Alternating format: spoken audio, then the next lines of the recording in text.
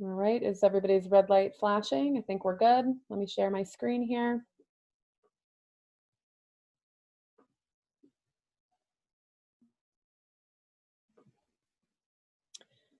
All right, good evening, everybody. This is the November 12th SWAC committee meeting. Just as a reminder, as entering the webinar, you're going to be muted. So if you want to speak, you're going to need to unmute yourself manually. We are going to be recording this presentation, and it will be posted to the Solid Waste and Recycling webpage within 1 week.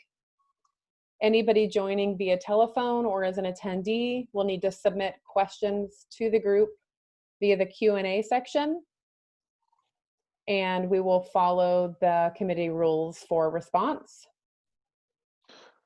Oh, we have Aaron, we have Brad that joined us. Okay. Promote him in. Okay. I can't do that till I'm done screen sharing, so give me just a second. So only the committee chair may recognize a public attendee. It may be the vice chair or another representative this evening. You may use the raise the hand feature or Q&A to indicate your desire to participate, and then we will call out those individuals in the order received. We will also allow time for anybody on the phone to speak if the opportunity arises. There's a designated time on the agenda. For the first opportunity to speak allows for 2 minutes per speaker. The second opportunity, it does allow for 5 minutes per speaker. And any action item would allow 3 minutes per speaker. And that ends the formalities there. And I will add Brad. Hey, Brad. Hello. Does everybody know each other? Brad knows all the committee members? I think maybe Vinod is the only one that you haven't met, Brad. And he's gone. Oh, there he is. No, I promoted him to panelist, okay. Sorry. I think we could still do introductions. Yeah, we should do a round of introductions. Yeah. Oh, we have to do roll call anyway. Yeah, sorry. There's Brad. And who is the 503-646-4591? My No. phone. My that's- audio doesn't work on my computer. Got it. Okay. All right. So why don't we go ahead and get started? And this is the November 12th Solid Waste Advisory Committee, Washington County. And we'll just go ahead and do introductions. And in my screen, I'll start with myself. I'm Mike Lafferty. I am the Vice Chair, Public Member of the committee. And let's kick it over to Kathy. Hi, I'm Kathy Folsom. Oh, yeah, because the other Kathy couldn't make it. I'm Kathy Folsom, and I'm a member of Washington County Solid Waste and Recycling Division staff. All right. Thomas? I'm Tom Eggleston. I'm the manager of the Solid Waste and Recycling Division and a non-voting member on the Solid Waste Advisory Committee. Ashvin? Ashvin Nagaraja. I'm a public member. Sue? Shade, I'm a public member. Vinod? Vinod Singh, industry member, work and live in Washington County. Carl? Oh, you're on mute, buddy. Sorry about that. Carl Peters, Recology industry member. All right. Sandra? Andrew Smith, unincorporated Washington County public member. And Beth? Beth Vargas Duncan, industry member. And Mr. Anderson? Brad Anderson, County Council Office. Mr. Anderson reminds me of the Matrix. I've only gotten that like 100 times. Yeah. Yeah, well, and we're all doing this. This is sort of a Matrix kind of thing. So. Right. All right. I don't have the agenda in front of me, Tom, so maybe you can help me out. Oh, sorry. I was going to do the mute thing about there. Yeah, so the next item is solid waste and recycling updates. So I can give a couple quick updates that I have for the committee. So a couple quick things that have happened in the last month. We worked with the Washington County Haulers Association to conduct a kind of a fall financial review light was by no means anything like a rate review, but we were looking at the monthly COVID tracking data we've been collecting since March and February of 2020, kind of trying to get an understanding of what it looks like the impacts from COVID have been over the last several months and through the summer. We are happy to report that it looks like the tracker data showed that it was not a significant financial impact, at least on revenues, which is great news for the system. We had a lot of concerns early on that there's going to be a huge loss in customer base, and it looks like some of those fears were allayed. I would note that I think a lot of this is probably going to vary by jurisdiction. Unincorporated Washington County has a fairly large base of residential customers. I think our composite is about 65% residential, 15 commercial, 15 Dropbox, something along those lines.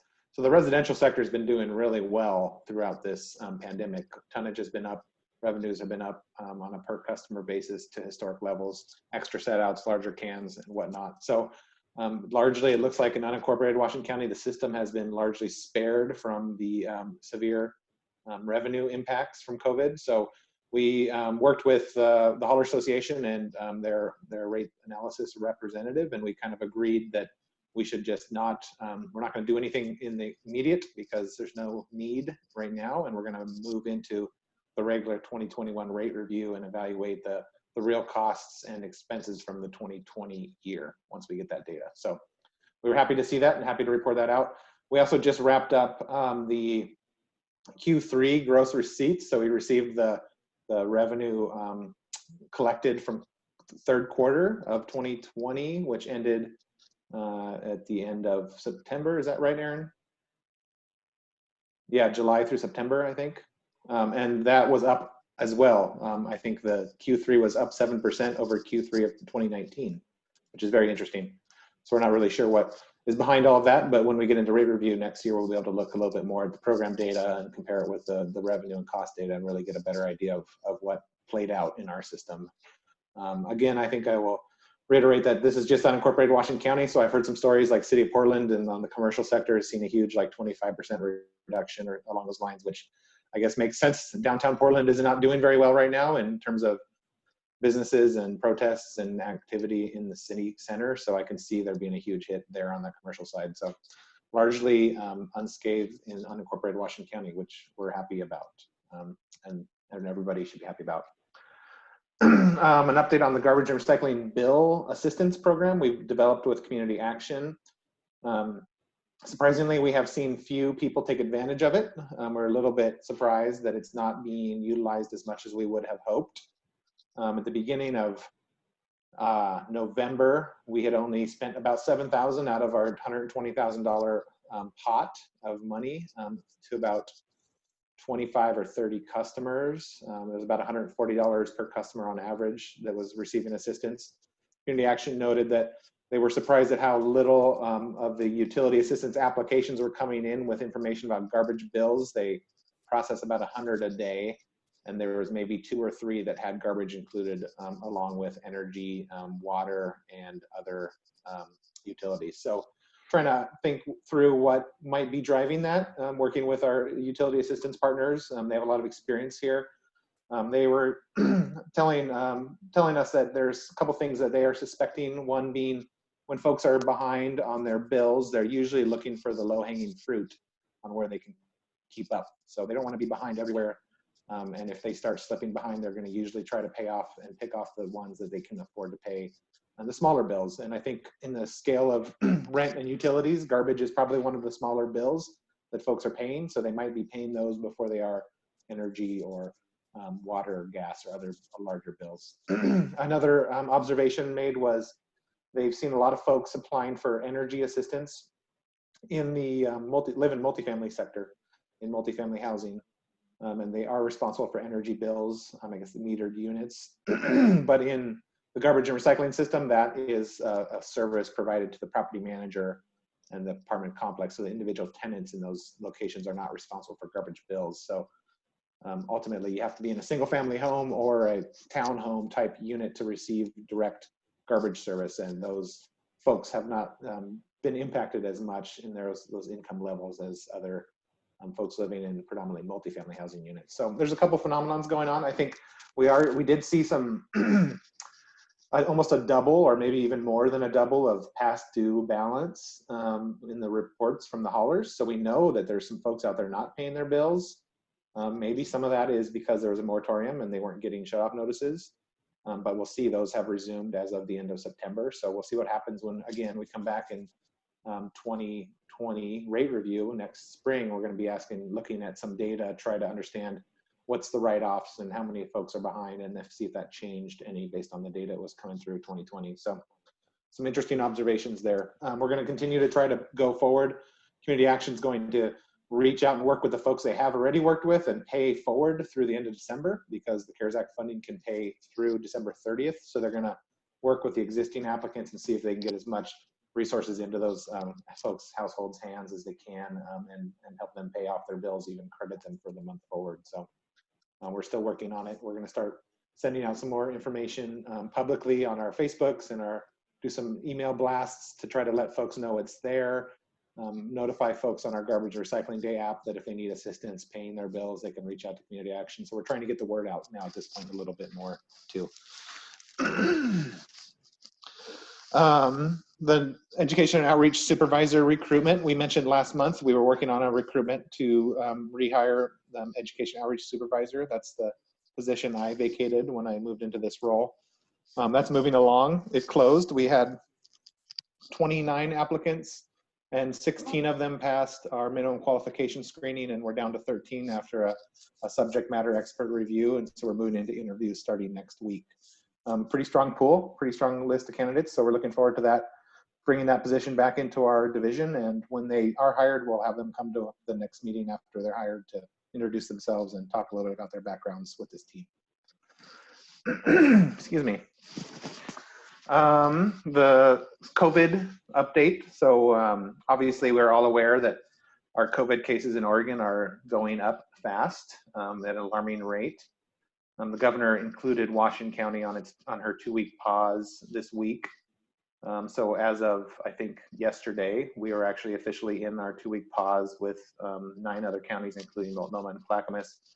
The county itself is reacting by asking folks to limit in-person services. So the Solid Waste and Recycling Division has returned back to a by appointment only posture. So our offices are not open for walk-ins. We don't maintain a lobby space, so we rarely get walk-ins. We were actually thinking about returning to a by appointment before the governor's order, because I think since July we've had 2 or 3 folks actually walk in. And we didn't feel it was worth putting staff in the office just for 2 or 3 folks over a 3 or 4 month period. So we're gonna continue to make updates. We posted updates on our website. The county's gonna be working on some messaging and some new signage in the buildings and on the county main website, kind of letting folks know that the county's public facing business operations might look a little bit different over the near future as we kind of pull back and try to keep everybody as safe as they can in their homes and not coming to in-person business in the county. So hoping for things to not continue to go like they're going. Today was a really big day. It was the highest for Washington County, I think 169 cases in the county alone and over 1,100 in the state. So it's pretty scary. I know our public health team is scrambling and underwater and trying to figure out what they can do to help get contact tracing going and keep things moving, and they're doing the best they can. So we're trying to keep up and seeing where things go, and hopefully everybody can take a deep breath and work through the governor's pause and take it seriously. I was out yesterday a little bit, and there was a lot of people buzzing around Washington Square. I wasn't in there, but I was driving by it, and I thought, oh my God, there's way too many cars in that parking lot. So I hope everybody can kind of take it a little bit more seriously out there in the community. We can control this.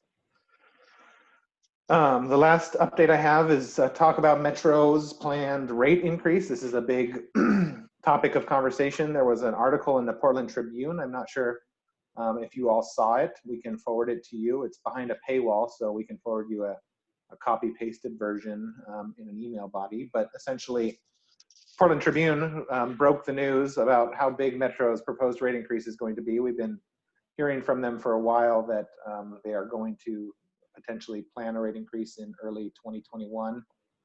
They do have a proposal on the table for a $9.29 increase to the tip fee, which is about 9%. December 3rd, the Metro Council is going to meet and vote on it. And if they approve it, it would go into effect January 4th. Although I guess there's some conversation about whether their systems can even handle a mid-month increase. So it might be February 1st that something goes into effect based on software limitations.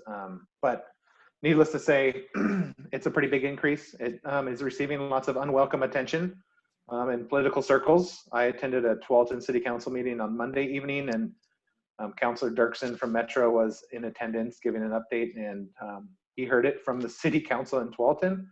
And I know that there's some the city managers group in Washington County is talking about it next week. So there's a lot of attention on it. I think Metro Council is going to hear a lot from their local government representatives and their local elected partners. So we'll see what happens.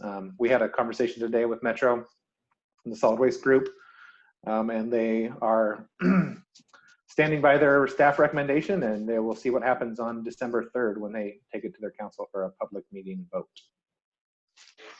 That is what I have. I'm happy to answer any questions if there are any from that.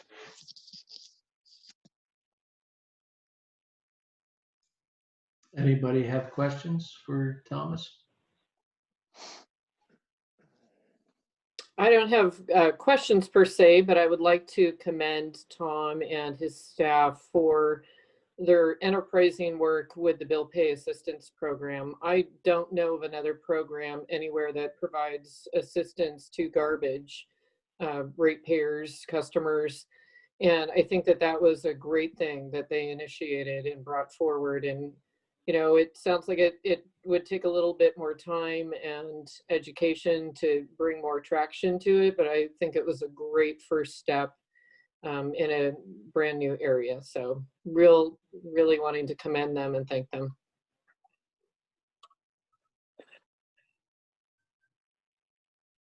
Yeah, acknowledged. Thanks, Tom and team. The Metro tipping fee, 9%, and that's going to be decided on December 4th? 3rd, I think, is their meeting 3rd. scheduled. Yeah. Right. And do you know when the last time they raised the rate was and how much? They might have done it last year. They usually do it in July. So they just raised the fee on July 2020, but they only did the excise tax, and it was about 90 cents. So they didn't raise the tonnage fees, which ultimately rolls into the same fee that the haulers or the customers pay at the scale. But so they usually annually do an analysis and a review, and I would say most years they take some type of increase. It has been a long time since we've seen one that was in the 9%, $9 range. I think it has happened in the past, but it has been a long time since they've gone that big. I'm going to have to give Roy a call. Yeah, he's been getting lots of calls, I think, lately. So I think they're doing a Q&A on Monday with Roy. Yes, that's right.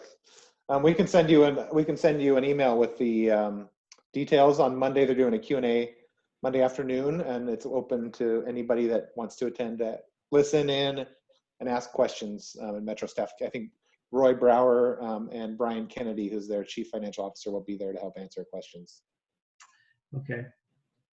Any other questions for Tom? Just a comment, I can say the Washington County Garbage Haulers Association does not have a position on Metro's increase yet. We have our monthly meeting later in the week, next week, but we are watching this carefully, and like everyone else are very concerned about a mid-year increase of that size. It complicates and makes the situation difficult for us. Yeah, I'm sure. Okay. Then I think we could probably go on to the next thing on the agenda, which was the staff report on the proposed Washington County code revisions. That's right. We had oral communication next, but it doesn't look like there's anybody else in the attendee pool. So that's right. Go ahead and move on to the action item, Kathy. Okay. Give me a second to get my notes. Good evening. My name is Kathy Folsom, and I'm a Senior Policy Coordinator with the Solid Waste and Recycling Division. I'm here to present to the committee proposed revisions to Washington County Code Chapters 8.04 and 8.08 related to the creation, membership, and duties of the Solid Waste Advisory Committee. This is a two-part project. The first task is to update the code. The second task will be to update the committee's bylaws, which will reflect the board's direction as well as provide all the details around committee meetings and responsibilities. After the board enacted Resolution and Order 20-30, the Diversity, Equity, and Inclusion Resolution back in February of this year, it requested that boards, committees, and commissions be evaluated to ensure that the needs of all community members are equitably met. So staff took a step back and began to consider how the advisory committee might be created, what would its membership criteria be, and what new duties needed to be specified in order to achieve the board's goals. As part of that review, over the past several months, we've held listening sessions with community members and stakeholder groups, including committee members, the Washington County Haulers Association, Master Recyclers, and others. Staff also engaged with other advisory committees in the county to determine what their approach was for incorporating equity considerations. As a result of that process, staff is now proposing revisions to the committee's name, to membership representation, to member terms, and other changes. These changes are intended to advance equity by providing intentional access and opportunity for community members from historically marginalized groups to engage in the solid waste decision-making process. The primary proposed changes are to increase the number of public member positions from the current 6 to 9, to reduce the number of industry member positions from the current 3 to 1, to make the industry position non-voting, to change the membership term from 5 years to 4 years, to add term limits, to provide no more than 2 successive terms of membership. Sorry, I got a weird like green dot on my screen. And add direction for staff and the committee to develop bylaws. In terms of the name change, we're proposing that the committee's name be changed to the Garbage and Recycling Advisory Committee, which is more easily understood and aligns with publicly accessible terminology. In terms of membership, currently the committee is made up of 9 voting members and 1 non-voting member. 3 of those voting members represent industry and 6 represent the public. Multiple community groups and other advisory groups provided feedback that industry representation can create a power imbalance and be intimidating for community members. Staff considered many options designed to remove barriers to participation on the committee and to allow for more community involvement. These options, as outlined in the staff report, considered reducing the number of industry members, increasing the number of public members, and whether or not the voting roles should be changed for industry members. Considerations included a recognition that industry members may have a commercial interest in the outcome of decisions. Community members were inclined to participate less if there was a large industry presence, and industry has other opportunities to participate in the policy-making process.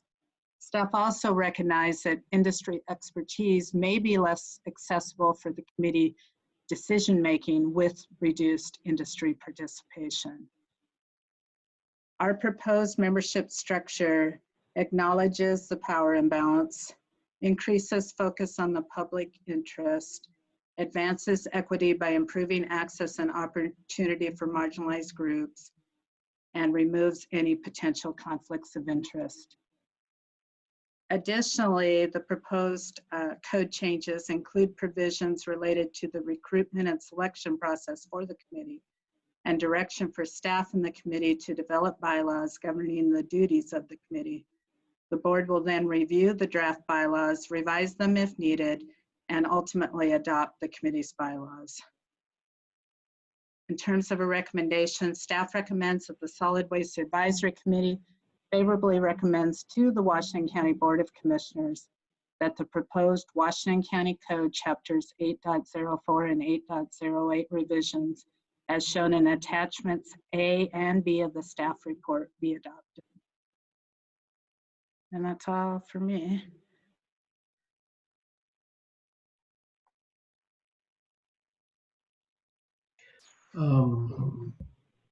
There's a lot here to consider. There is. So I think we want to move into discussion, or right? Yeah, I think it's fair to open it up for discussion. And Kathy? I was just going to say that Carl has to leave at 6:45, so I would just suggest that if he has any comments, we might let him go early on. Go for it, Carl.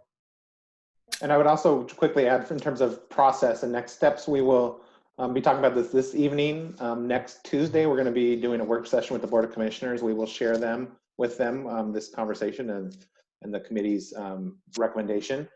It won't be in the materials because they have been already posted probably, but we will share that verbally. We made a slide for it. And then going from there, the board would either direct us on which direction they want to go and move into an ordinance process, which would take place in December and finally in beginning of January if the board wants it to go forward. Thank you, Tom, and thank you for the consideration of time. And I'll be honest with you, I generally grab my notes and I go through them before the meetings. My days tend to be a little packed up that way. And I was actually surprised, given our conversation at our meeting, our last meeting last month, that we didn't discuss some of these. I guess it would have been nice to have a little time to have a little bit more consideration of the things that are kind of put in here. And you know, without a lot of thought put into it, I kind of understand the thought process here.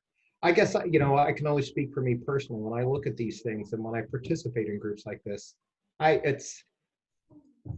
do it, I think, for what you guys are looking for, to have somebody that has industry experience. When we have matters that are relative to my company or my business interests, I recuse myself from those votes.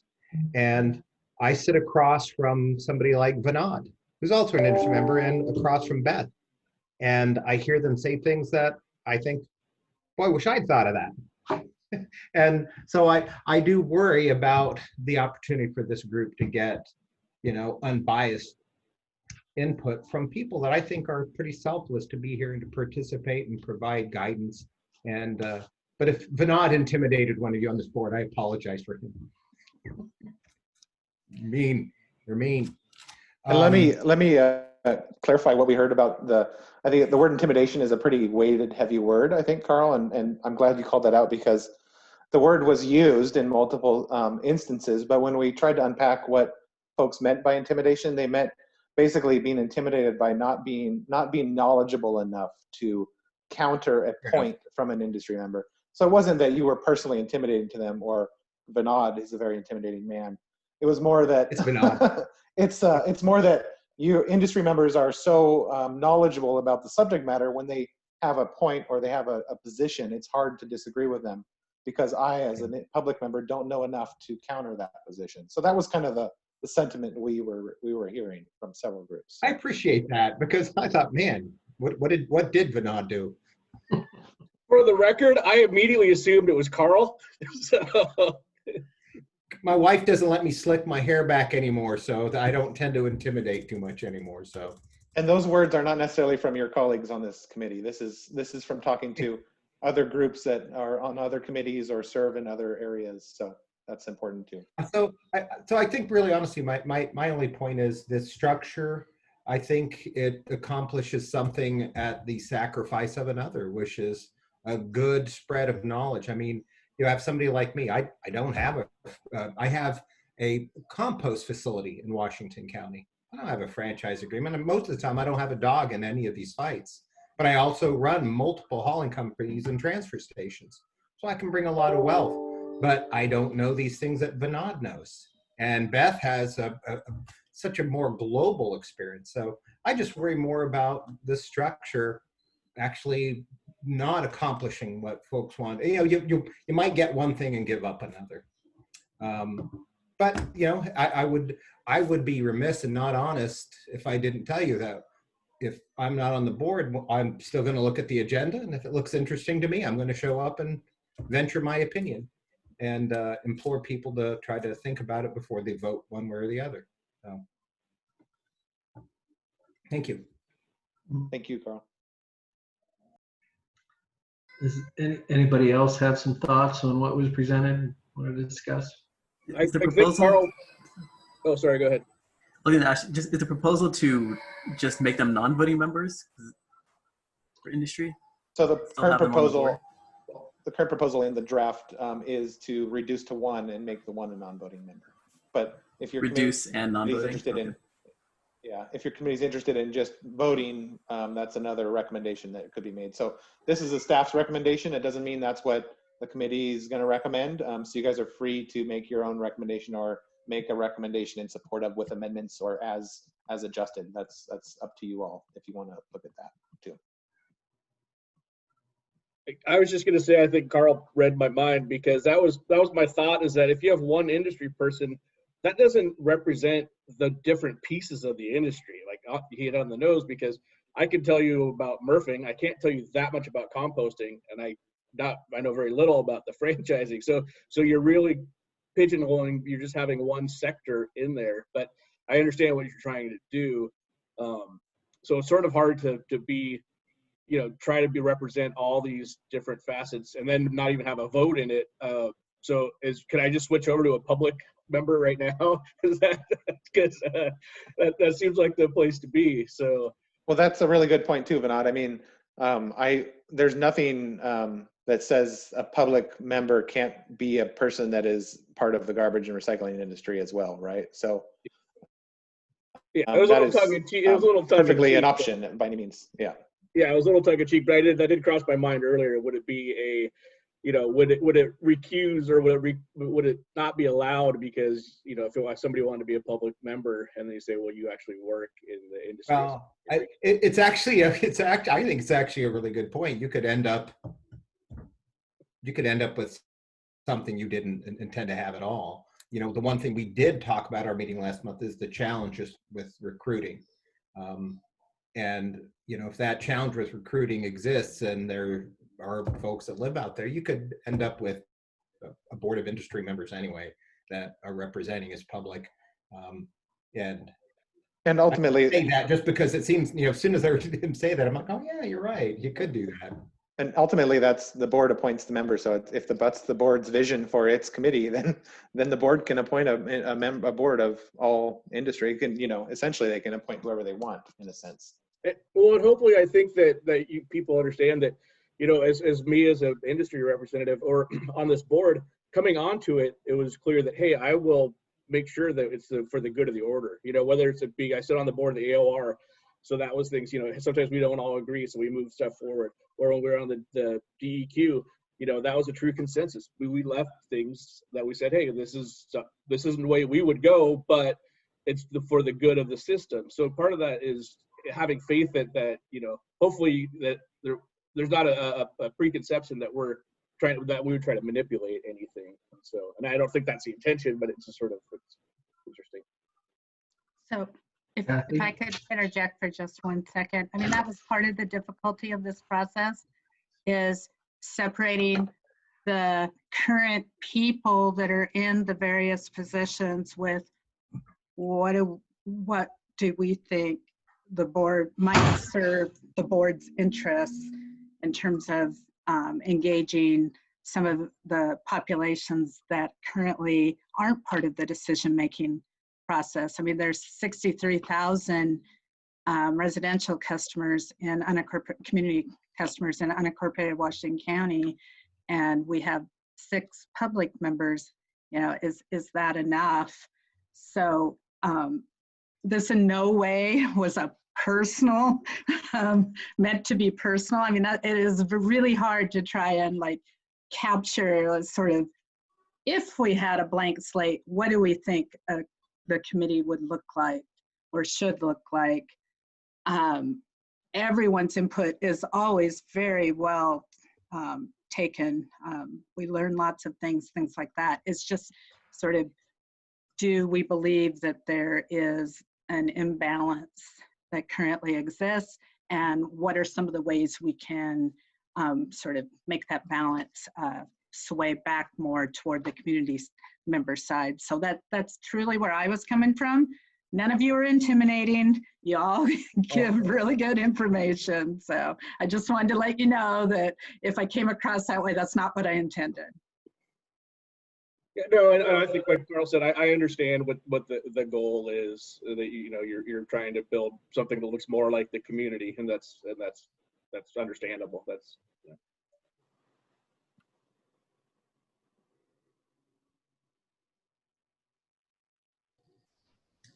Could we hear from other members, the community members currently? This is very different than what we had heard last we met, and I don't know, I know that the industry folks were not a part of this conversation before, so that could be why we're so vocal at the moment, but I'm really interested to hear if others find value in having industry members present and having them have the ability, or us have the ability to vote. Yeah, I'll speak up a bit here. I'm looking at it on the screen. I'm torn. So on the intimidation word, I can't tell you 12 years ago or whenever when I joined, there were some intimidating industry members. They're not on, they've been long gone, but it was very intimidating. Talk to Jeff Murray. No, it wasn't Jeff Murray, but it got, I mean, it was, it was kind of scary even, but that's gone. That's long gone.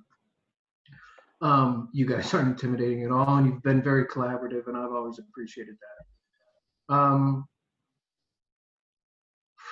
Man.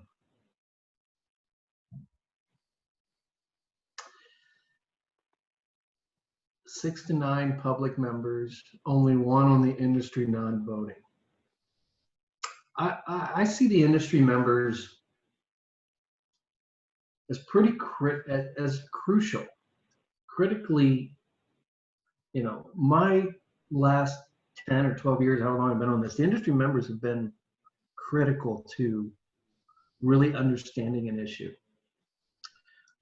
It's very easy to think, well, you should just do this, right? Everybody's an armchair quarterback.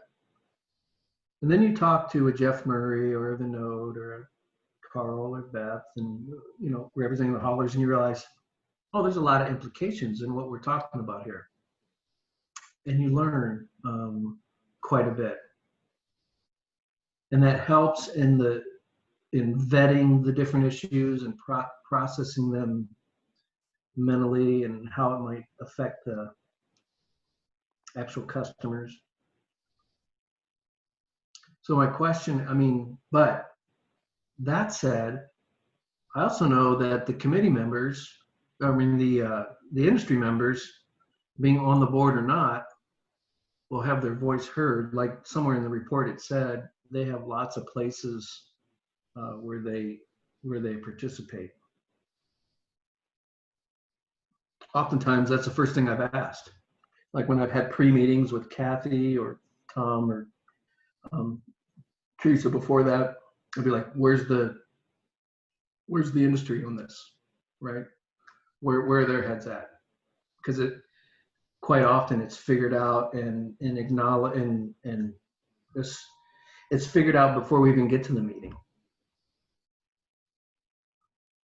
So it just depends on the goal of what you're trying to create. If you're trying to create something where there's more public participation,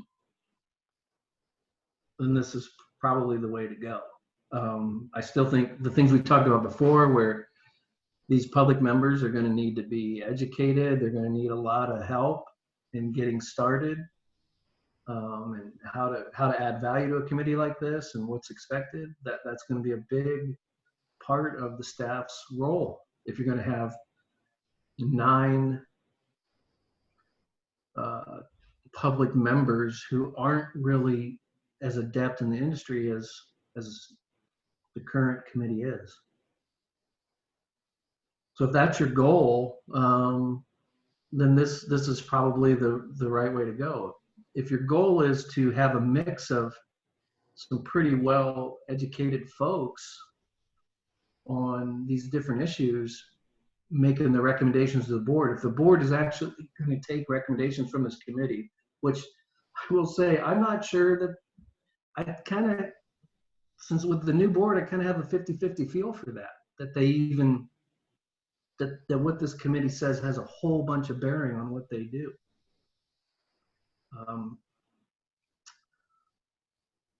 So if the board's position is they just want to have more committee members that are public and get that input, this is the way to go.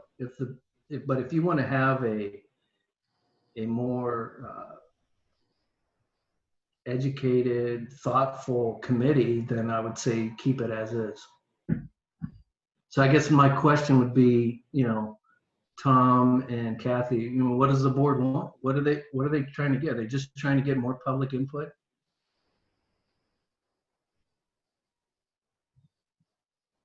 So the board, as part of its diversity, equity, and inclusion resolution and order, directed all of Washington County divisions groups to review their committees using an equity lens to see whether the way committees were currently configured, do they in fact advance the board's stated goals that are contained in that resolution and order.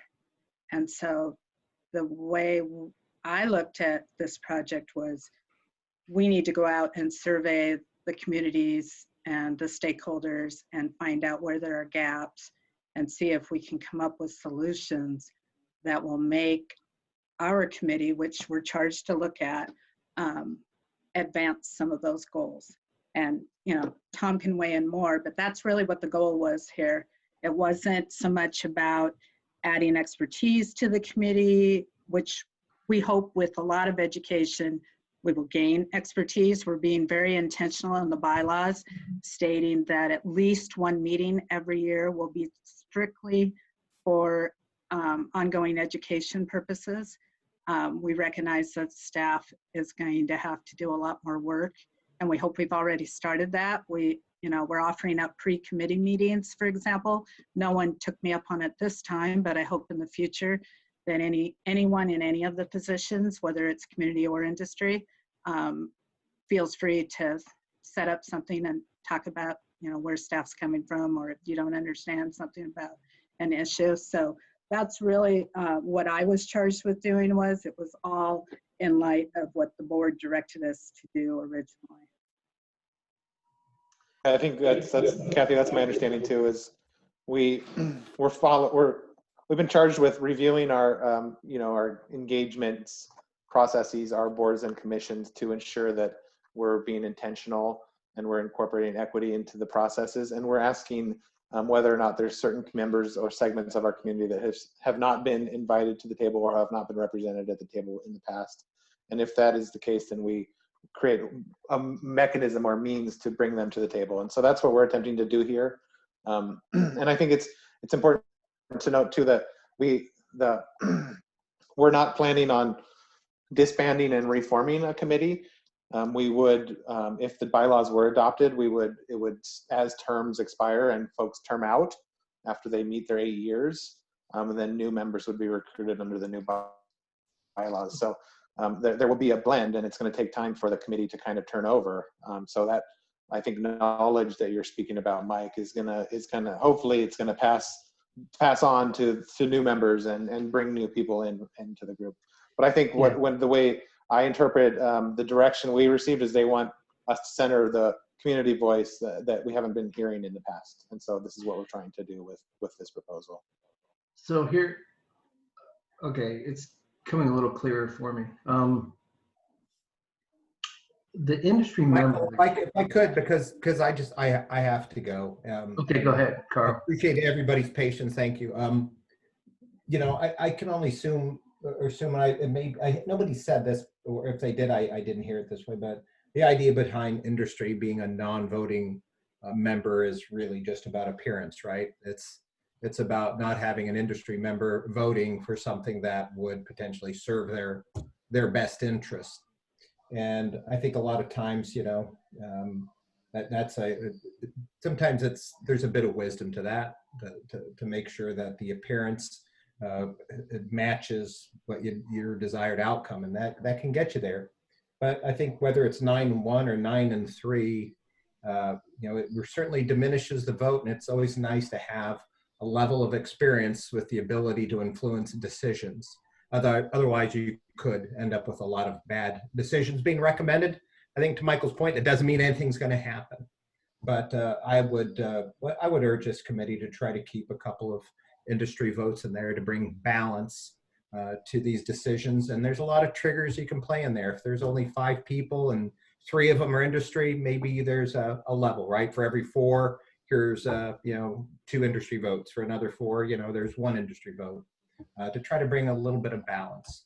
And I wish that I could stay longer. And if I'd known it was this exciting, I would have tried to rearrange my schedule.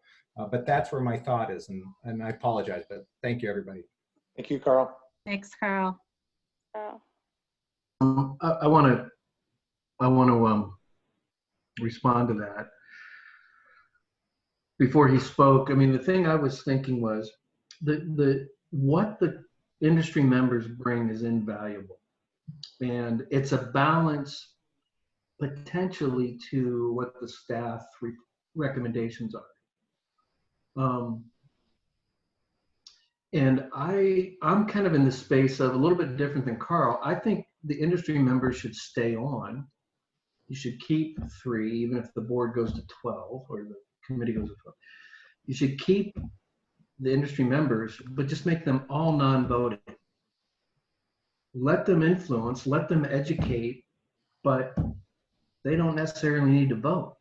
Let the community vote on the things that affect the community.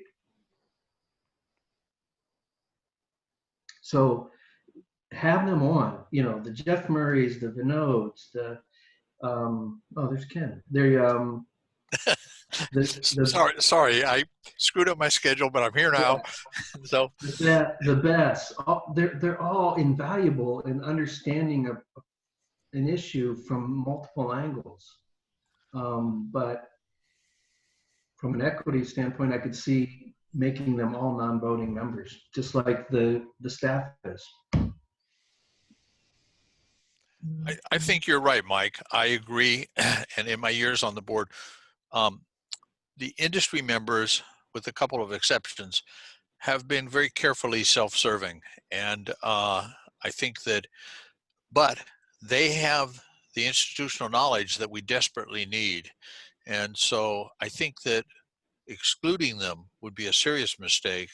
Having them non-voting would certainly, I think, meet the requirement that the perception of blatant self-serving by members of the committee who have a vested interest in what we're voting on. So, Beth, would your members be outraged at being reduced to non-voting? So I was trying to have more of the public members speak before I spoke. And actually, frankly, I would prefer it to go that way before I answer, with all due respect, if that's possible. You're on mute, Ken. I'm unmuted. Yeah, that would be fine. I just think that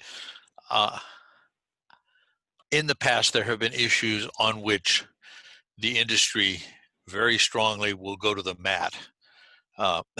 My personal feelings about monopolies and franchises seem to hit one of those roadblocks every time it came up. And I've refrained from mentioning it for a couple of years now.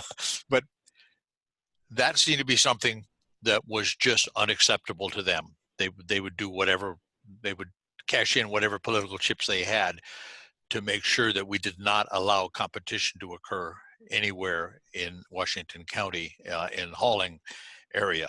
And so the question I had for you was, is this that kind of a blood boiling issue for them, or is this something that they can live with? And so that you can think about it in those terms. Can I ask a real quick question, and then I'll let everybody else talk? And I guess I wasn't clear on why you would reduce the voting, and I kind of hear some concern there. But why would that be particular to one group? Like, say, if you really don't like the franchise system because you had a bad customer, wouldn't you be pushing that? So, I mean, you could say that about any group or any person that has a cause that they're championing. So, I mean, I guess maybe I'm a little defensive to that, saying that I would run my agenda instead of what's good for the group, when that could happen with anybody. Go ahead, Kathy.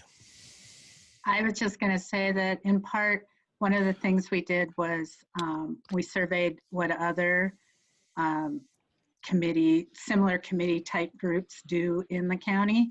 And the trend has been to make affected industry, whether it's the ambulance folks or, others, still have representation on their committee, but not make them voting. So sometimes they're called affiliate members. I mean, there's different names for them, but that has been the trend in the county. So, and they said it's worked very well because they still get to express interest, but they don't have that power piece to ultimately vote on something. So that's in part why I patterned it this way. Okay, and the other thing I want to mention is that the makeup of the committee today is totally different than what I joined.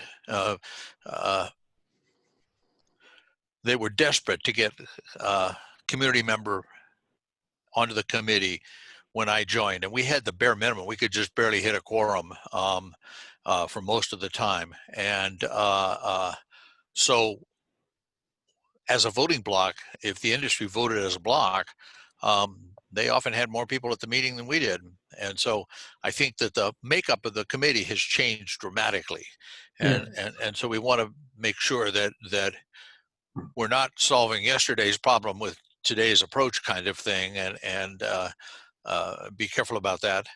The other thing I want to mention is, in support of what Kathy just said, is that other industries, like she said, ambulance and stuff, aviation is also going to having the people who are affected, who are economically affected by the mandates of whatever committee or group it is, be able to put their 2 cents worth in, but not be able to vote on the outcome. And like everything I'm involved in aviation is all committees like this. We just make recommendations to somebody. We don't actually have any power. All the power is placed in the FAA, and so they get whatever advice they want, and then they do whatever they want. Well, like today, when we vote for a rate increase, say that staff says we think you should do a rate increase based on ROR, it's kind of built in. We recommend, yes, we agree, but the actual decision makers on that are the board, right? It's not us. That's correct. Right, we're an advisory. Right. We don't have the final say on any of our recommendations, and we have had recommendations get overturned even, and the board go a different direction. So I think that's another thing to keep in mind. I really appreciate having industry members part of the group. They bring real perspective, knowledge to our discussions. And if we only bring them in for education one time a year, we don't meet that often. So that really takes away from continuing education through the whole process that we work through every year and have to be reminded of the processes. So I am in favor of keeping the industry members and not losing that knowledge base. I think we need that. And And that's just kind of how I feel. And I agree with Ken, we had a tough time getting members on the committee in the past. And so maybe that's a different kind of outreach that needs to occur. I didn't even know when I joined the committee that there were industry members on it. I had no idea that that was part of the process. So I just find it very helpful to have them. I think it's also important as a political body that we realize that the haulers have much greater access to the county commissioners than we do as SWAC members. Partly because they donate a lot of money, and partly because they seem to know everybody, and it's a vested interest for them. It's not a sideline for them, and so they put the energy into making sure that they have access to their commissioners. And the few times where we have been overturned have been cases where they went in and lobbied directly with the county commissioners and presented a different view, which the county commissioners were sympathetic to. So it's all politics ultimately, and they're very good at it. And Kathy, I truly appreciate the work that you have put into this. I know that coming up with all these changes and then presenting them to us is not an easy job. So I appreciate the work, and I know where you're going with it, and I understand.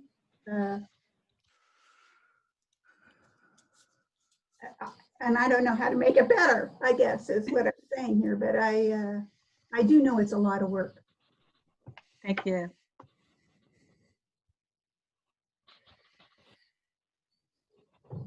Any other public members want to weigh in on this?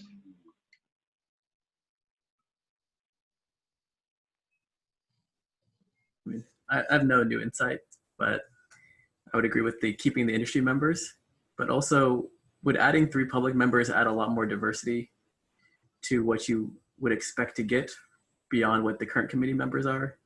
And could that not just be achieved through, people attending these meetings if they're interested, or online polls or other things that would actually access a broader diversity in opinion? So, good question, Ashman. I think on its face, if you just add 3 more public members, you're not necessarily going to achieve more diverse voice than what's already here. So the way it's kind of set up is the code provides the direction, and the bylaws carry out the code or implement the direction in the code. So there is a line in the code that essentially says the board will strive to or ensure that the committee represents the whole community. Then if you look at the draft bylaws, which Kathy shared, which we're going to just kind of briefly talk about this meeting, but that's what the meat of the next meeting in December, so you have a month to think about it and look at it. There's some more specific categories in there and more specific strategies in terms of having an intentional representation on the committee. So identifying interests and sectors and folks that live in multifamily housing, folks that work for community-based organizations, or folks that are representing businesses. So there's different kinds of perspectives and demographics that are outlined in the bylaws. That is where the intentional representation would come from. And that would give staff a kind of a guideline, say, when we're coming to the board with a recommendation for an appointment, we have the bylaws of the committee that guide us in our recommendations to the board. So we say if we have 3 applicants, we recommend this individual because they meet, they help meet these intentional criteria on the committee bylaws. I don't know, Kathy, if you would add anything to that. Yeah, that's exactly it. It's in the bylaws, we call out some sectors and groups that we will put extra effort in to. I mean, right now, the way recruitment goes, it's published. There hasn't been as much effort as there could have been to kind of reach out, but we're going to put a lot of time and effort into that. And then the only other thing I would just add is, when I'm thinking about the configuration, I'm thinking about it like way in the future too. I mean, it's always that catch-22. We've got really great people now, but what makes sense in terms of both responsibilities, power structure, makeup, configuration. Once all of us aren't here. I mean, it's going back to my earlier comments. It's that can we step back and look at how the committee is designed, and will it last, and does it advance the board's goal of increasing diversity, equity, and inclusion on its committees that help advise them on various decision making. So I was trying to take sort of a higher level view going forward in some of, but all the points are very well taken. I'm also listening really thoroughly too. So, but I just wanted to kind of remind us all that we can have, maybe you'll get a staff member that's just a real pain to work with going forward. Tom's great, but it could change, and the same could change for any individual that's currently on the advisory committee. So it's more of what makes sense. Can I ask a clarifying question too? You have in here changing the membership term from 5 to 4 years, adding term limits to provide no more than 2 successive terms of membership. And I said in a past meeting, term limits probably make sense. But if we adopt these, I think essentially this makes Ken and I, we would be done, and maybe Sue, I don't know. So you would have a lot of recruiting to do, which I'm not saying that. Go ahead. I actually, just because I'm that kind of person, put together a table of who would, would there be any that term out? And it would be you, Ken, Kathy Christie, and Sue. You'd have it's not. But they're not all next year. They're It's over the next 5 years. Several years. So there's a lot of people that are relatively new that would not term out over the next 8 years until a full 8 years has gone by. Wouldn't I've been on, I think, like 12 years. Wouldn't I just instantly be? But your term doesn't expire till 2022. So we're not proposing that if these code was adopted, it would instantly change. We would wait until terms expire, and then then you would just technically become ineligible for reapplying to be on the committee. So Kathy, just out of curiosity, how long have I been on here? You have been on since November 7th, 2006, and Mike since September 18th, 2007. Okay. You guys have been on I was a different person. It's only 14 or 15 years. I was a different person. Well, can you clarify that for me, Tom? So when with this rolling, so technically I would be a voter for the next 8 years, and then whoever comes on after me doesn't get that, or the parameters start when? I think it would be the terms, Vinod. So the voting would probably move with the new rules, but the terms would not go. I mean, I've actually thought about your position, because you're the newest industry member, and I would assume that the collectors and the haulers association would want to have a position on the committee, because of course that's near and dear to them. So I think that's a conversation we would need to have if these rules were adopted about the industry member position. My last comment that I forgot to make was, I think changing the name of the committee to Garbage and Recycling Advisory is excellent. I think that just makes people understand. I agree. Is all of us that are on the committee now. I agree.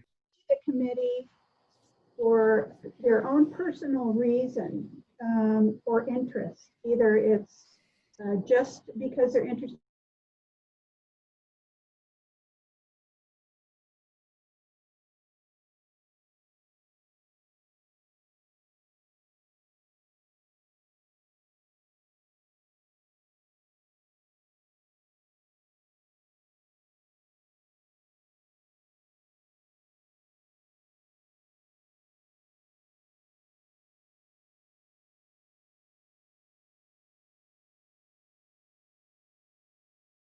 solid waste and recycling division. So it does make a lot of sense. It would be a very different kind of thing, like, I want to serve on that committee if you're seeing just an advertisement on passing in Spanish. So I think it's just as plain talk, really. It's garbage. It's not solid waste. In code and authority and rule, it is. It doesn't make a very good acronym, though. I mean, I don't know, GRAC. GRAC, yeah. Hey, we haven't heard from Sandra. You've been really quiet, but I know you're super thoughtful. So do you have any, particularly on the committee makeup and the voting issue? Well, being one of the newer people, I think I've been on the committee 2 years or so. I've never been intimidated. I was kind of surprised to hear that. And I guess from the past, it sounds like it may have been that way. But if anything, I'm intimidated about speaking in public in front of people. But other than that, I joined this committee to learn more, and I've learned a lot. There's a lot more I want to learn. I was hoping, I wasn't even sure what the advisory committee was all about when I joined. I just wanted to get my foot in the door on volunteering and being part of county and the city government or whatever. But and like I believe Sue said, I mean, even when we vote on something, there's not a guarantee that the board is going to listen to us or follow our direction, and it hasn't in the past. And that's something I thought, well, you know, what's my next step from here? Maybe I'll run for the board or something, or who knows what's in the future. But I do like the industry members. I've learned a lot from them. I mean, there's so much in the solid waste industry to learn about. It's not just the haulers, but the different types of recycling places. Recology, I'd love to go there someday and just see what happens there. Agilics, Denton Plastics, those are places. I don't know. I guess I'm a weird master recycler. How I like to go see these things in action and see how they work, and then figure out ways to improve that. Or I mean, there's a lot of questions I have, like, why can't we have more recycling facilities? Why can't we do more? Why can't certain plastics get recycled? Products that we use all the time. And we should encourage those type of businesses too. But yeah, I think we should have at least 3. Voting or not, I'm not sure. But just to have experts in the field. I mean, there's a lot of times where we've had meetings like this one where no one else shows up, no one else in the industry shows up. I think one of my very first meetings, there was people in the audience. I was like, wow, there's a lot of people with interest. And then after that, no one would show up. And I was like, where is all the interest? Is there any interest in this? Or so, and you might have that. I mean, I'm sure there's lots of master recyclers who might want to be on the committee. And that's how I found out about it. But a general public member from out of the blue, would they be interested? I don't know. I mean, if they're just going to come on and complain about their garbage rate, that's not really cool. But I don't know. That's pretty much all what I had to say. And you're kind of neutral. You don't really have an opinion on the whether industry members vote or not. I'd like to kind of hear what Beth has to say about that. They're going to want to vote. Increase the members and only 3 are service members. I don't see why that's a problem, really. What about Ashvin? I think that if they're attending and they're part of the community, they should vote. And like the commission, if the committee's going to do what they want anyway, I think it's good to have them on record what they want to do. And it's good for everybody to know what their intentions are. Interesting. I do think all general members should be Washington County, unincorporated Washington County residents, though. I was surprised, what was it, like a year ago when I was like the only one that lived in unincorporated Washington County? That was kind of shocking. Yeah, I pushed for that. And I noticed you didn't actually write that into this, Kathy. Is that because? It's in the bylaws. It's in the bylaws. Oh, it is? Sorry. Yep. Okay. It's in the bylaws. A lot of the details in the bylaws.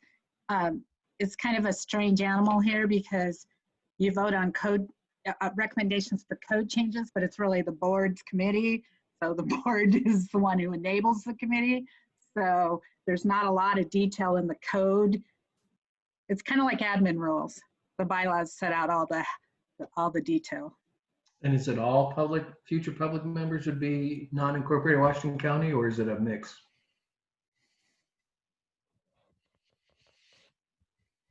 You're muted, Kathy. Can't hear you. Sorry. Preference would be, I believe it's something along the lines of preference would be given to unincorporated Washington County, but at the minimum, you have to be a Washington County resident. Okay. So this is Brad. I'd like to echo on that comment. You know, we try purposefully to not put a lot of meat in the code because those items, the details if we ever have to change anything for whatever reason, then we got to go back to the board again, and changing code is not easy. And so we try to address it in either administrative rules or bylaws. Ken, I think we've heard from all the public members. So, I mean, Beth, if you wanted to speak, I think all the public members have spoken. So thank you for indulging me. I was curious, and thank you too for the support. I was hoping that our role here was useful and beneficial, so I'm glad to hear that. We don't, you know, I haven't discussed this with the Haulers Association. We are meeting later this week. We can talk about it then, but frankly, I just didn't have the timing with the information to bring it at our meeting last month. So I'm speaking for me right now, in my opinion. So I completely agree with Michael, and his characterization is I think the advisory committee needs to decide, and so does the county. So what serves them? What's the purpose of this group? If the purpose of the group is to have a community interest group that provides, you know, opinions on certain things with how they experience it as residents, then that makes more sense to give the industry a lesser role. If it's to have subject matter experts available and ready and working as a part of a committee as we do, and I want to echo my colleagues that I think we do see ourselves as part of a team here, as part of a committee, that we do express our viewpoints, our concerns, but we also hear the others. It's helpful for us. It's a two-way conversation, not just a one-way, you know, us trying to convince folks of certain things. It's an educational opportunity too. So having said that, I wanted to speak to the conflict of interest piece. That is an item that every committee deals with, whether you're a member of the public or if you're a member of a specific industry. And so I think that we could create rules that everyone would be held to, and that would alleviate that issue, just as Carl said, you know, earlier, that he recuses himself. And then in regard to the diversity, equity, and inclusion conversation, the haulers I know value that highly. I have spent a great portion of my tenure in my position working specifically on that issue, and, you know, proudly saying often ahead of where some of the government interests have been, that we really value that, and we are putting it into action.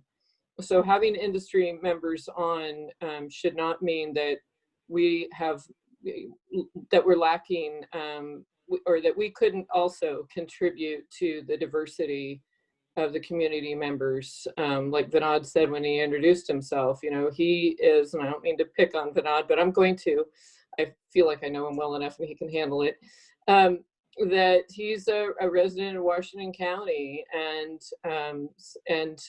adds diversity to this group. So I just wanted to say that. But again, I think Michael really hit it. We have to think about what it is we want. And I do appreciate all of staff's work on this. This is not an easy topic to cover and to bring forward to a group.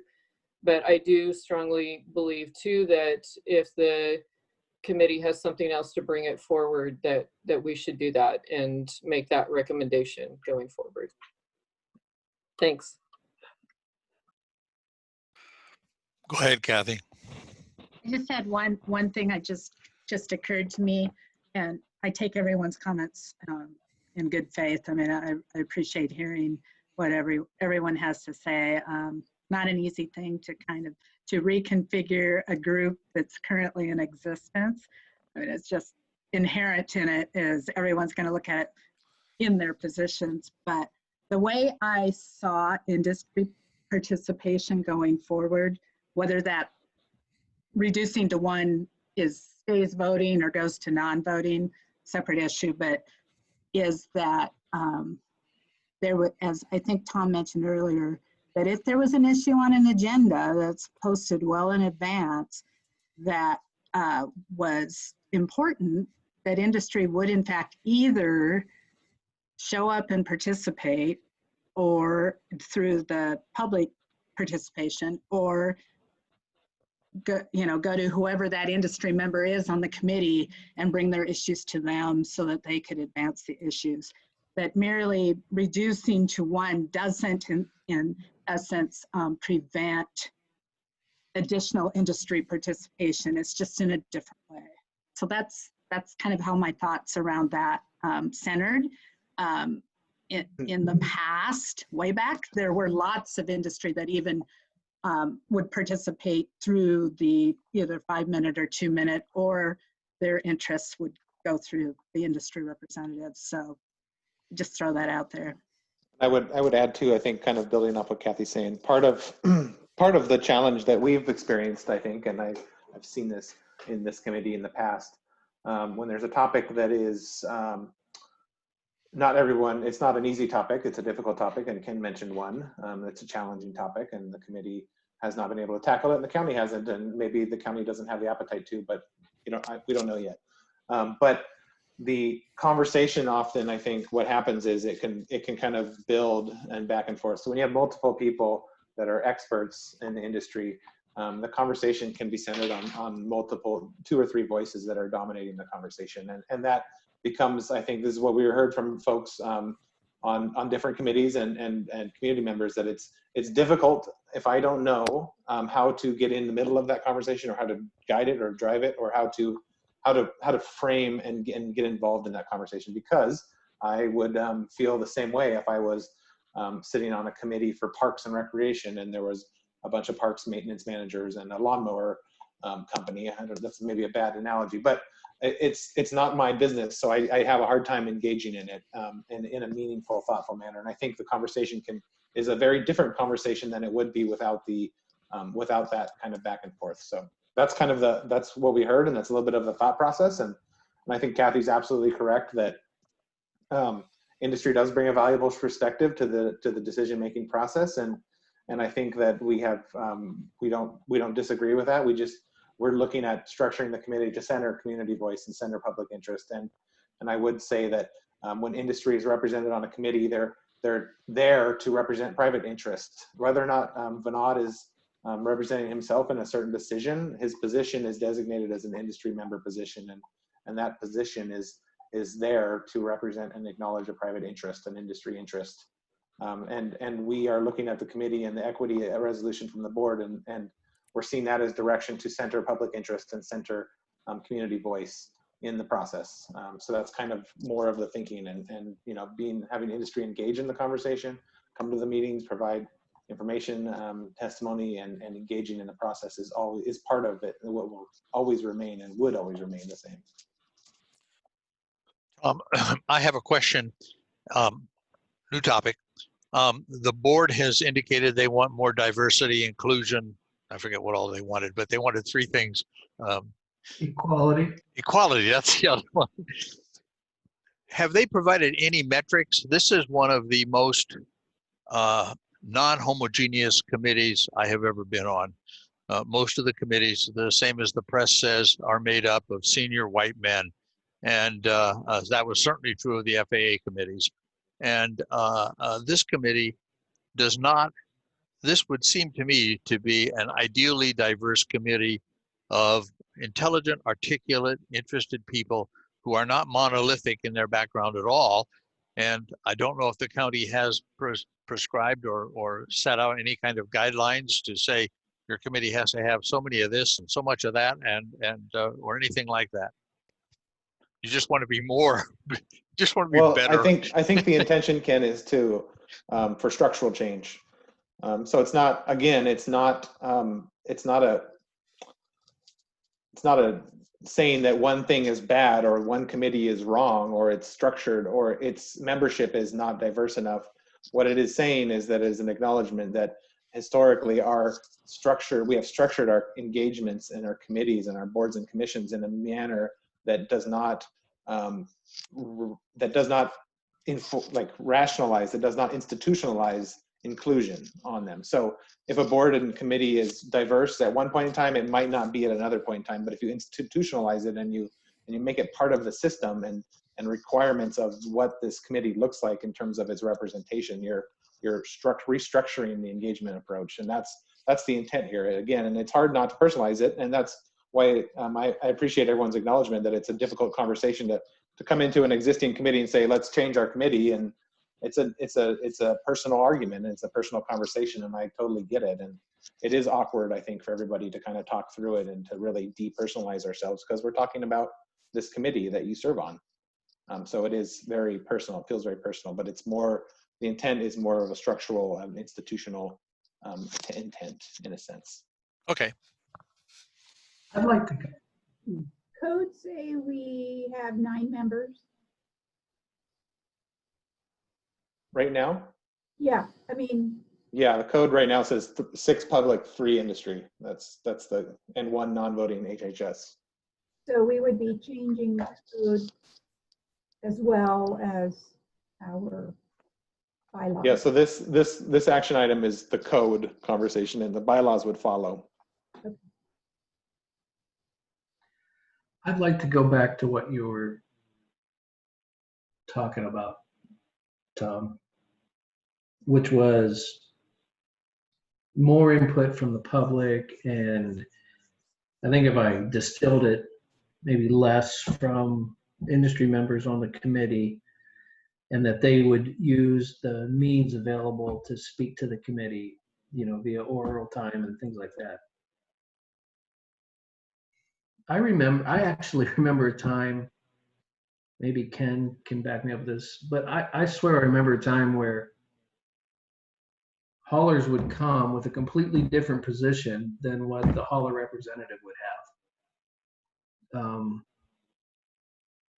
And it was the whole thing was intimidating. I didn't bring that word up. It's not because of me that word's in this report, but it was certainly there. That said, I feel like if an industry member needs to speak to the committee, I mean, if that's the way we go, where there's only one industry member, and just for sake of argument, I'm going to say it's Beth representing the haulers because that's the best representation across. It just seems like then that those industry members should be allowed more than the 3 minutes or whatever, because these topics are complex and they have multiple angles. And to take somebody whose livelihood and say you only get 3 minutes, I'm not sure how I feel about that. 3 minutes is for like an off docket thing. So if it's not an agenda item, the chair, whoever's the chair, has the ability to engage the audience in the conversation on the agenda item. So in an action item like this, if it was an action item about rates, and there was industry members or haulers that were in attendance and they wanted to speak to that action item, the chair could recognize them and invite them into the conversation. And Brad probably can give us a little bit more insight into that in terms of how that kind of is structured. Well, typically, if there's an action item, it's up to the chair of the committee on whether to allow for participation. If it's a public hearing, then obviously the public, everybody gets to speak for their period of time. You know, I can't recall exactly what we've done with SWAC in the past, but typically my recollection is Ken allows people to speak on issues that will impact them. So yeah, and I certainly try to, and I think that we want to encourage participation and everything, but ultimately the board chair does in fact have the authority to allow people greater time. And I have to say that half of what I know about solid waste, garbage, and the whole rest of it is courtesy of our alumni member, Jeff Murray, who seemed to have an encyclopedic knowledge both of the history of the industry and how we backed ourselves into this corner and what other people are doing. He was on the very leading edge of the research and development side. He brought a lot, at least to me personally, in terms of understanding what was happening and what the issues were and how people might respond. And so that's always been my concern about term limits. I'd rather have lots of Jeff Murrays before I had lots of newbies, because it's just he was very balanced and well thought. So but equally, I feel it's important that for people who have a vested interest in it and we're just dealing with an issue that affects them, especially economically, they should be allowed to make their case. And if it takes them more than 2 minutes or more than 10 minutes, we can listen and learn. So that's my personal thing. And the next board director may feel 2 minutes is 2 minutes, and boy, if you can't get it said in 2 minutes, you're done. But that's not my style. I would also add that if you take a closer look at the bylaws, and again, we're not really diving deep in those this evening. For next meeting, you can we'll talk more about it. The previous bylaws really pointed to Robert's Rules of Order, which are the traditional kind of how a committee operates like this. We kind of informalized it a little bit more to make it so that there's more flexibility for more of a conversation. So there is not as rigid of rules. It's not the Board of Commissioners. There's not a lot of requirements about how and who and can talk when. So I think the intention in there is to kind of make it less of a formal kind of intimidating process with, calling, only the chair can call a witness and testimony in 2 minutes, and make it a conversation, because that's what we're trying to have is a conversation with interested stakeholders and committee members, so that we can actually dig into a topic. So it has been kind of scaled back a little bit from that formal Robert Rules of Order process, a little bit more than it was. Yeah, and I especially appreciated Mike's reaching out to each of the public members to try and encourage them to talk. And I remember on previous meetings, I have reached out to industry members in the audience when I knew who they were and said, this is, in your bailiwick, can you comment? And they normally do, and they're well thought out. And I think we all share a certain fear of talking in public in front of anybody. So if you can encourage them to do so, then it's in our advantage. And I think I'm looking at the proposal they have here, and there's multiple bullets. The top one is changing the name. We could probably work on that. We could probably get that one done tonight. The committee membership requirements, not sure, but I'm thinking I think we could probably knock some of these out pretty easily, and we might need to work on the committee membership requirements a little more. Before we switch, if I could make a quick comment, the 2-3 minutes, combining that with what Kathy spoke about and Tom about institutionalizing the structure when we're all not here going forward. If industry isn't represented, I just don't want people to believe that it will be different than what I've experienced. And in my experience, in all the public speaking that I have done in my position currently, now just about 4 years, it's very rare for me to speak longer than the 2 or 3 minutes allotted. And it's not very often that I get questions. I'm not saying that here, But when I provide public testimony before Metro, the city of Portland, and other areas, that's the way it goes. So just want people to know my experience.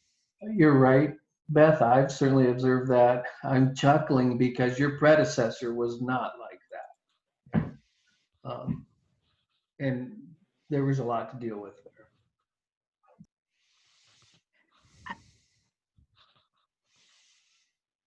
I was just going to say, as Tom mentioned before, we're scheduled for a work session next Tuesday.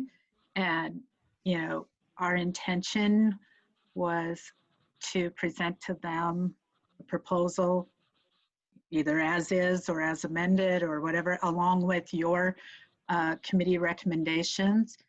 I think because, you know, the code process has the couple of readings, and we've got it in the pipeline to do it. And so I guess from my perspective, if people are willing to weigh in tonight, that would be good.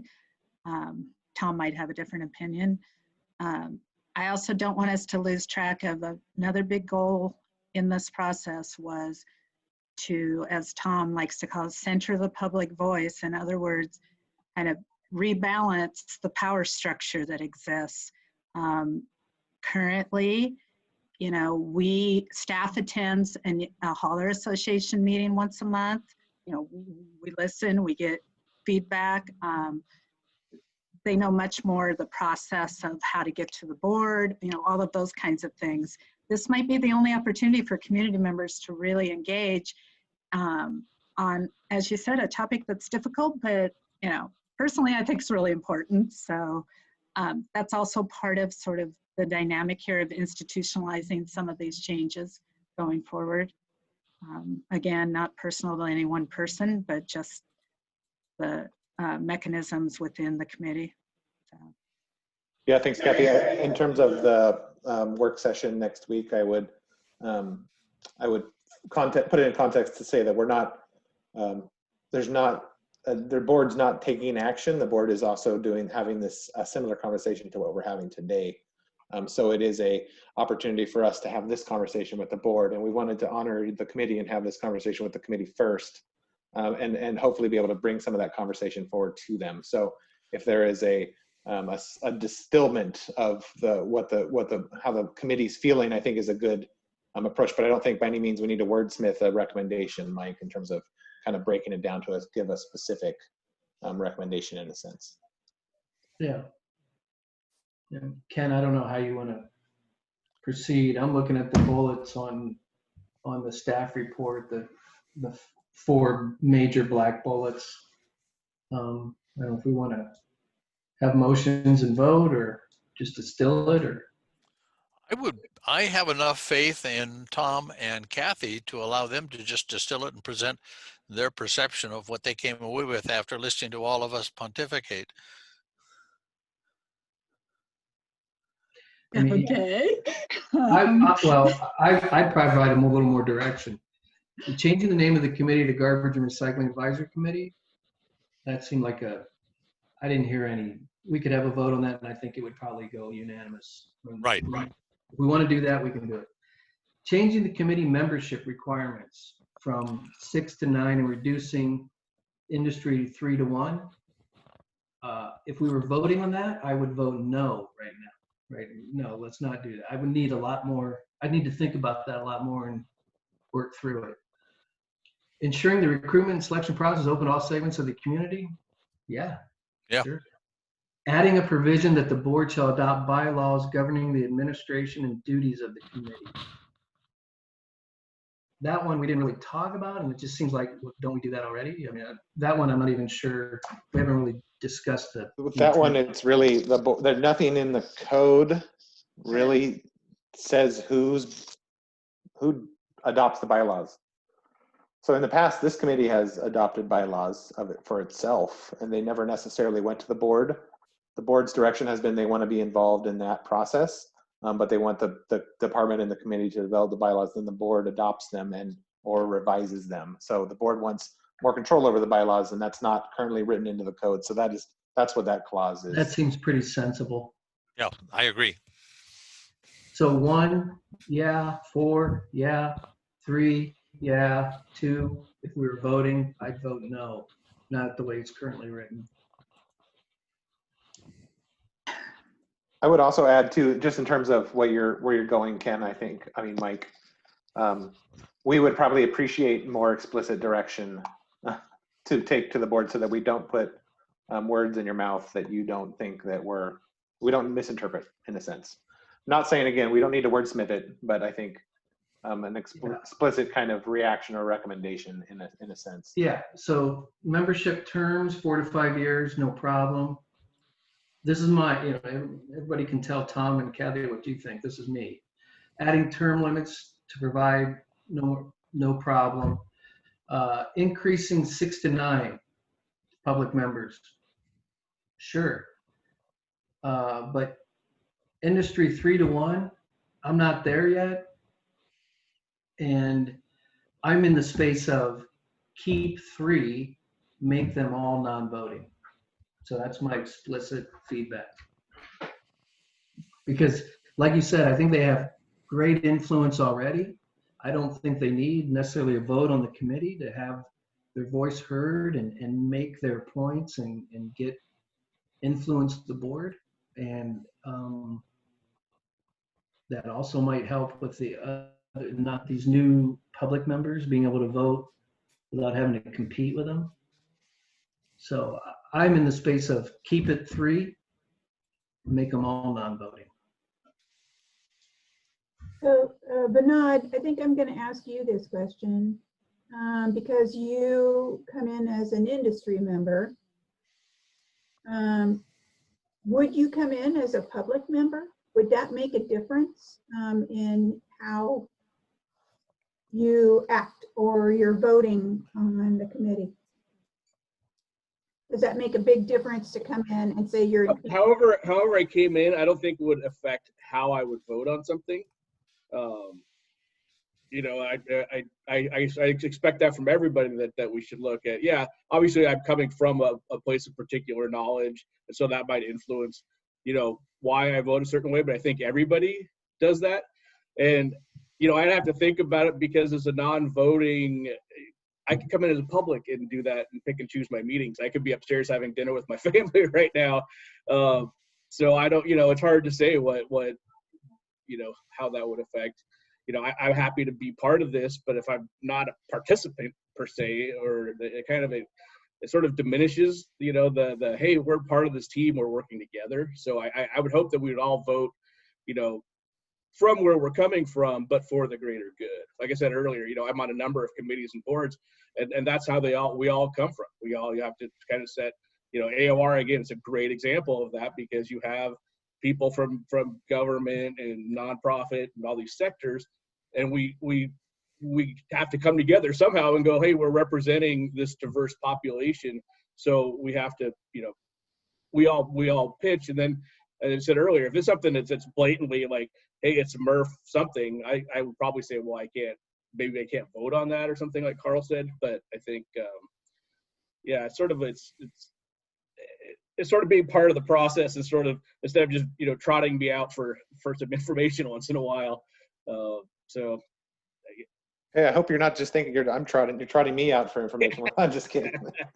Well, you're sort of the overseer of and you guys influence. I mean, you guys have a big influence, right? Well, that's I see a non-voting member as someone that influences decisions, but doesn't get to take a vote on them. So me, for example, I obviously engage in the conversations and I influence decisions, but I don't formally vote on them in this role, in this position.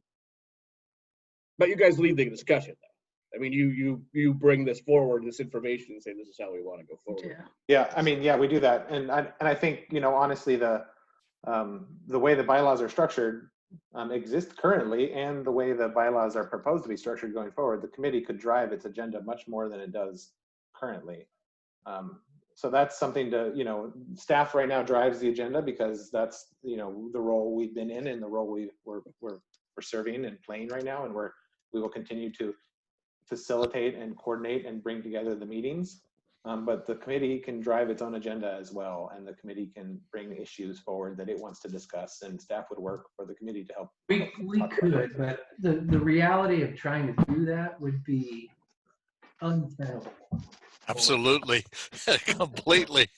It's just, yeah, I might say that, and we might occasionally recommend, can you tell us about emergency planning? And that's about as far as we're going to be able to go as a public member trying to interface. I certainly couldn't see me and Ken teaming up and trying to drive this. Right? Yeah, exactly. And I would just add, like what Carl said earlier, you know, I looked at these a couple of days ago and I was kind of taken aback. I was like, well, we hadn't heard anything about non-voting or being reduced. It was adding community members to get a larger community voice. So I looked at it and I digested it, but I kind of wanted to come here tonight and see what was driving that. And I think I've learned a little bit of the reasons why.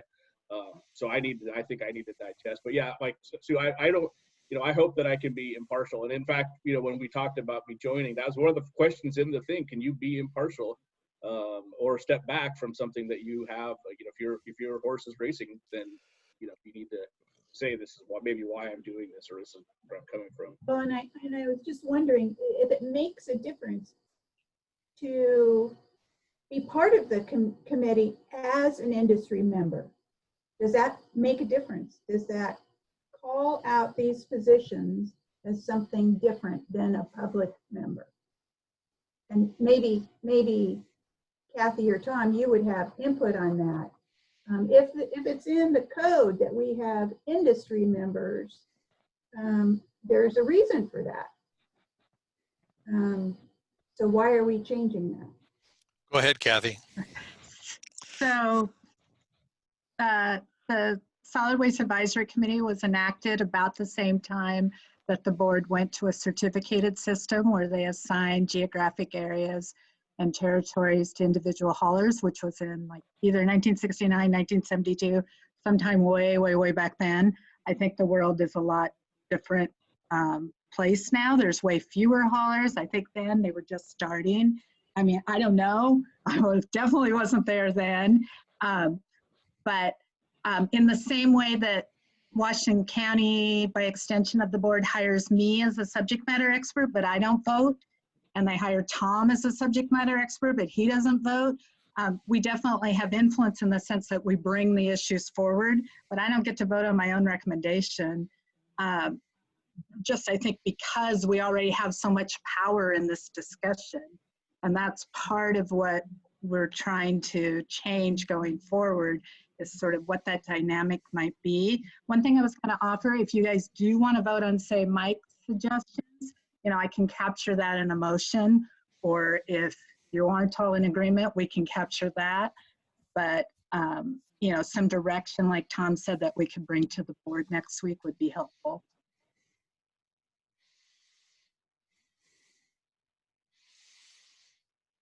Do you need me to read I would that? say if I'm voting, I agree with what Mike said. I you know, most of these make sense. I guess for me, I'm not quite undone, or, you know, quite finished with that piece of the conversation.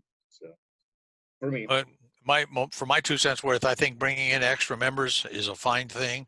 I would like to keep industry involved. I don't feel strongly about whether they vote or not. I can handle. I've been on committees that were a lot worse with people who were pursuing their own economic self-interest, and it can be handled.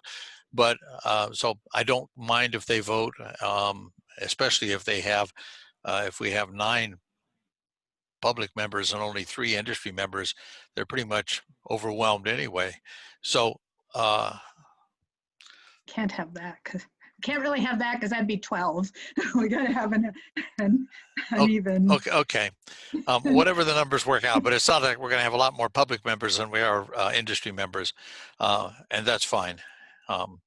And right now we have really thoughtful, insightful industry members. In the past, we've had pretty much that. We've had a couple of outliers who were not as cerebral about it all as I would have liked. But other than that, this has been a great committee, and it's had a lot of different interests in it, and it's not had any single dominant force in there. when I was on school boards, which I was for many years before I got here, we had a problem because the rule was that the employees of the district couldn't be on the school board, but people who were teachers in Beaverton or Hill or Forest Grove or something, they could be on it, and they came in with the same agenda as other people. So you're muted, Kathy. Oh, I was just doing my 10 minutes to, oh, okay. to 8. Sorry. I don't want to stifle discussion, but I know you all probably want dinner also. So I was just did a time check. When my screen went blank, that's what I was doing.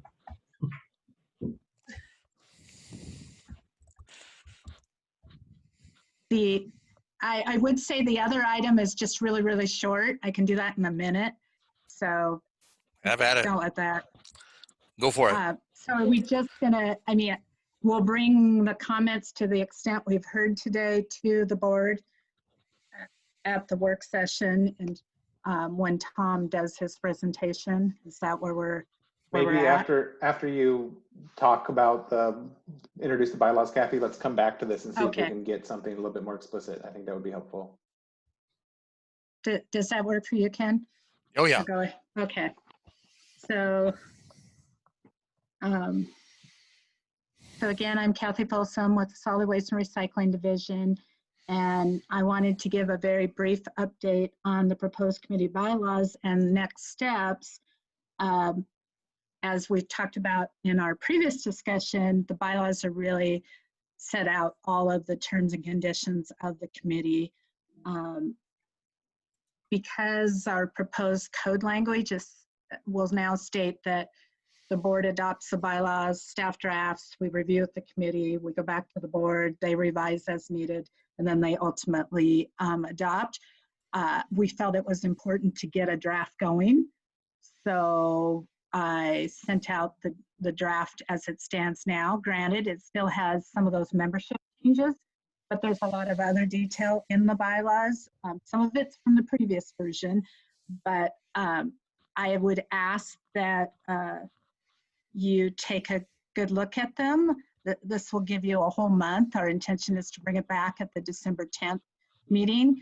You can send me written comments, you can call me, we can have a meeting, we could do a lot of things around the bylaws, but I wanted to get a draft going, and it very clearly states draft. This isn't, we're not asking you to adopt anything tonight or even you know, give your opinion one way or another. I just wanted to introduce it, that I have put pen to paper and we have a good working set of proposed bylaws in draft form. So that's the intention, is to bring it back on the next meeting. The bylaws, of course, might get tweaked depending on what happens with the code, but hopefully you'll have a lot of time to look them over. Okay. That's all I had.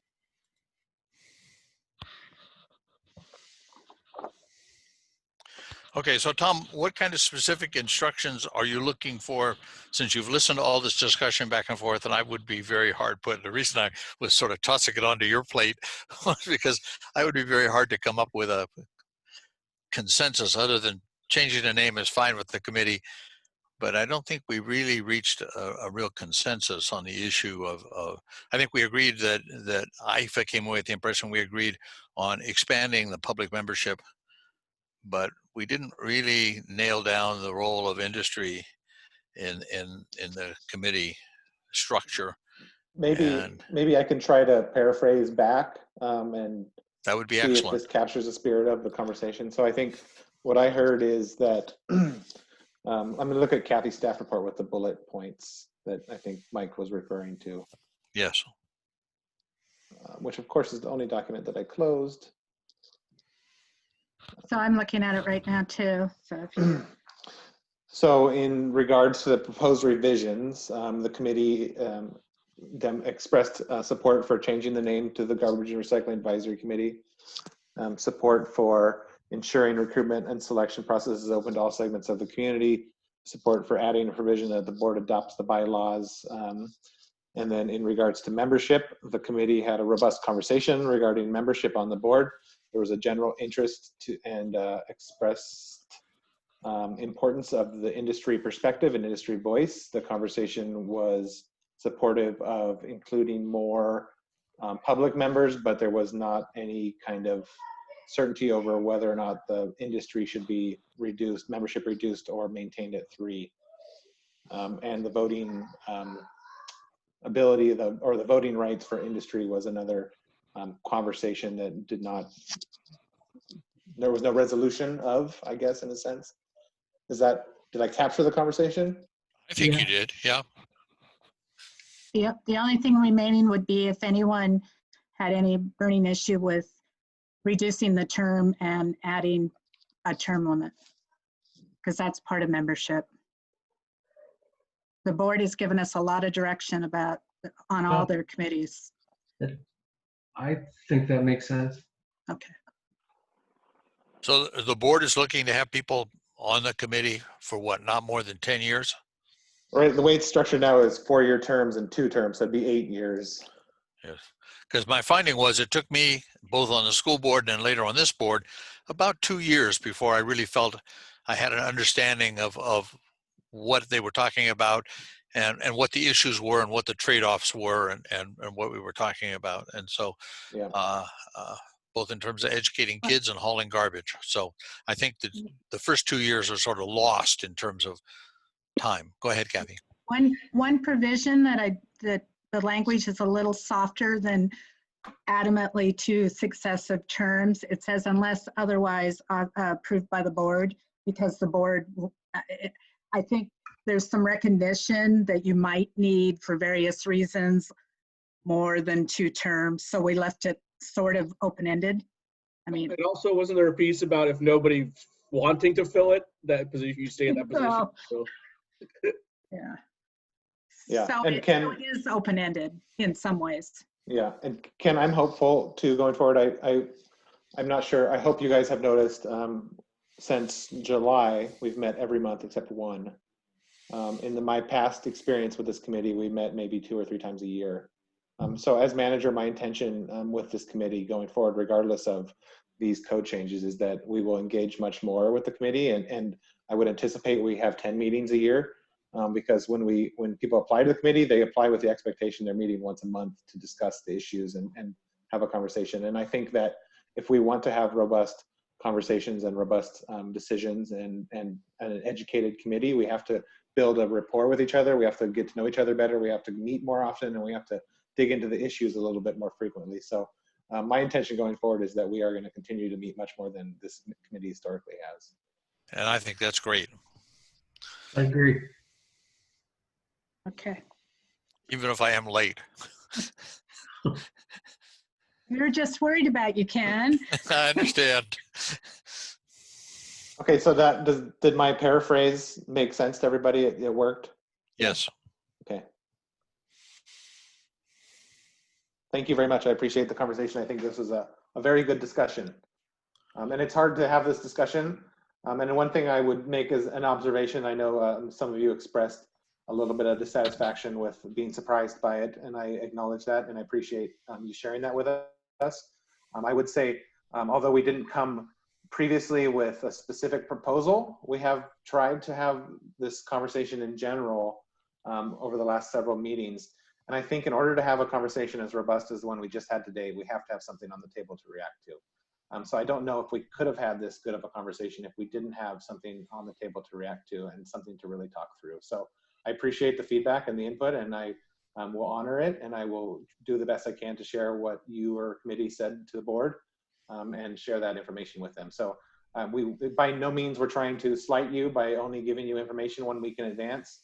We wanted it to be out there to have this conversation, and we did offer to have one-on-one meetings with anybody ahead of time. So if somebody wanted to really dig into our thinking and thought process there, we would leave that open. And part of, speaking of that, part of the new bylaws is that we will offer those meetings more kind of the pre-meeting, the one-on-one meeting with any committee member that wants them or requests them for topics before the show. So I appreciate the conversation, and I think it was a good conversation, and I just want to say thank you all. Yeah. When is this working session?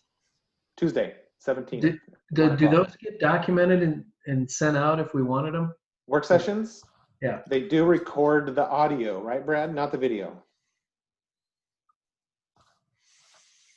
And what? There you go. So you can watch them online on YouTube. Actually, is where I usually watch them from.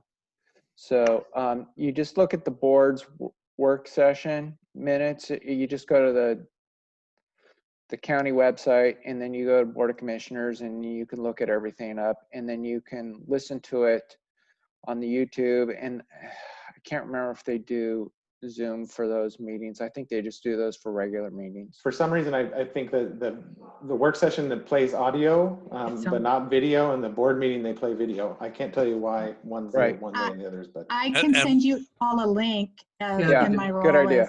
If that would be helpful. That would be very helpful. Yes. I don't know how they think, so I'd like to hear things they are thinking about. I will do that. I would too. I will too. This will be our first real, we've had direction through community engagement office. So we've interpreted the equity resolution, and we had a work session in May, kind of giving them an idea of this project and where we were working on. So we're very interested at the staff level to see where they're directing us to. And we're really trying to take this on as a project that we're trying to carry out the intent of the board. So we're not going to take pride of ownership or authorship over any of these proposals. And if the board drives us in a different direction than we've gone, we're going to be okay with that. We're going to work through it. And that's kind of what we're trying to accomplish here. Okay. Well, I think we're done here. Speak now or forever hold your peace. Have a great evening. Thank you, everybody. Appreciate it. Bye, everyone. Bye. Bye.